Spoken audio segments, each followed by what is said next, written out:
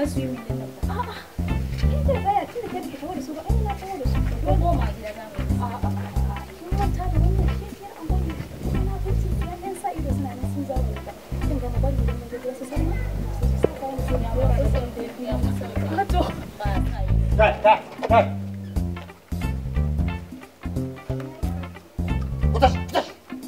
ai gara ku zage ko ku tsine min albarka Allah gara ku zage ni ko ku tsine min albarka da dai ku yi wannan abun ashe da kuke ninninke iyayen naku kenan kuke zuba su cikin jogon kaji haka ni ma yanzu nan za ku ninke ni in guli da kan zabo ko a zuci fir'auna a baki kuma Musa haka kuke a haka ne mana ashe nan haka kuke ninke iyaye gaba daya a cikin unguwa sai ku dauki jallabiya ku maka ko in kun yi kwanan can sai a ɗauki gajeren wando ko a tafi gudu ibini ake tafiya ko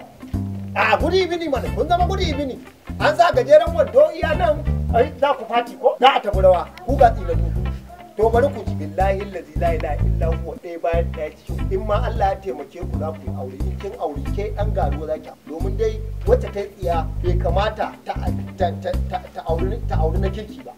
ke kuma irin direban nan da yake tsayawa a tafa mai fakin a tafa sai yayi kwana 7 ya ji juya kudin lodin gaba daya kan karuwan tafa ka to irin sa shi zaki aura kin ga yayin da kuka haihu kuma dama ko san me za ku haɗa nu za ku haifa wallahi saboda haka ko dai ku tuba ku koma wa ubangiji ku koma ku ba wa iyayenku hakuri ku gaya musu abin da kuke kuma ku ce kun daina ku kuma yi alkawari tsakaninku da Allah kun daina yaya kuna 'ya'yan musulmai ko ba musulmai bane kai ko a kirista za ku ga idan za su je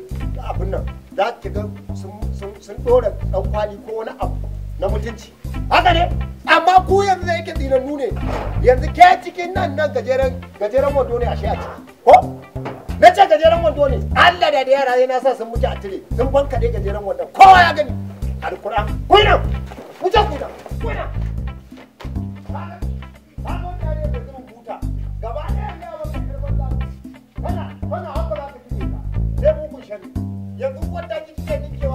saboda Allah yanzu ya kamata a ce yan mata kuna yi wa iyayen ku cin mutunci unguli da kan zabo wato samari sai su tsaya akan kwana ko sai ku dauko gajeren wando da singlet sai ku sa sai ku dauko abaya sai ku dora kuna shan kwana sai ku cire sai ku watsa ku ga yayan tsinanu ga yayan turawa ga yayan arna shikenan sai a tafi daga nan sai a tafi disco a tafi ina ne har da swimming wai yayan Hausa ne yanzu lalacewar wai har da swimming a shiga swimming da maza ana tunjin billahi la ilaha illa huwa wala kiriye danna ki a ruwan wutar jahannama kika yi nutso alquran ba za ki fito ba matukar ba za ki daina ba kaga yarinya hadda wani haka tunjin daga ita sai rigan mama a cikin ruwa wai ayan Hausa ne Allah wannan sai na turo mai yan hisba can kai